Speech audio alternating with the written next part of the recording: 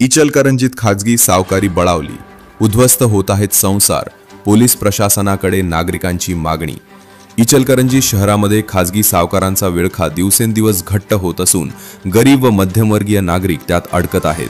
10 ते 15% दरमहा अशा अवास्तव व्याजदराने पैसे दिले जात असून वेळेवर परतफेड न झाल्यास सावकारांकडून मानसिक त्रास, दमदाटी आणि घरगुती हिंसाचारासारखे प्रकार घडत आहेत। परिणामी अनेक कुटुंबांचे संसार उद्ध्वस्त होत असल्याचे चित्र समोर येत आहे।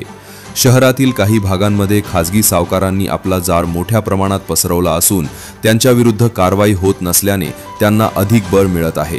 एका पीडित महिलेने सांगितलं, मुलीच्या लग्नासाठी सावकाराकडून 50,000 रुपये घेतले होते। आजपर्यंत 1 लाखाहून अधिक व्याज भरलं तरी मूळ रक्कम फिटलेली नाही। दर महिन्याला धमक्या येतात। खाजगी सावकारांची ही यंत्रणा बेकायदेशीर असून अनेकांना आत्महत्येच्या उंबरठ्यावर आणणारी आहे। पोलिसांनी याकडे गांभीर्याने लक्ष देण्याची गरज आहे। नागरिकांमध्ये भीतीचे वातावरण असून अनेक जण उघडपणे बोलण्यास तयार नाहीत। त्यामुळे प्रशासनाने स्वतःहून पुढाकार घेऊन अशा सावकारांवर कारवाई करावी अशी मागणी आता तीव्र होत आहे। Hey there. Subscribe to my channel and also press this bell icon.